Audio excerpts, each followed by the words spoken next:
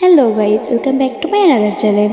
পতেঙ্গা সমুদ্রের ঘিরে একটি গল্প নিয়ে আপনাদের মাঝে আবার এসেছি। এটি চট্টগ্রামের শহরের 14 কিলোমিটার দক্ষিণে কনফুল নদীর মেঘনায় অবস্থিত।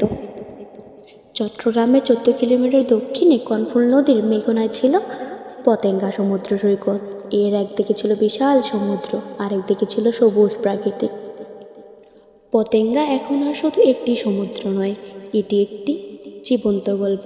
এটি প্রাকৃতির সাথে মানুষের লড়াই, টিকে থাকা এবং আবার ঘুরে দাঁড়ানো এক প্রাকৃতিক। এখানে শুধু বাতাস আর সমুদ্রের ঢেউ সব সময়ই থাকে। যারা এখানে আসে একটু শান্তি আর আনন্দ খুঁজে।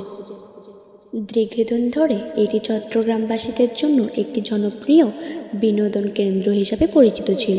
কনফুল নদীর মেঘনায় অবস্থিত হওয়ার এক প্রাকৃতিক সূর্যাস্ত হওয়ার আবার বেড়েছে। এখানে নদী ও সাগরের মিলনও দেখা যায়। আমার ভিডিওটা আজকে এই পর্যন্ত। আল্লাহ হাফেজ, ভালো থাকবেন, টাটা।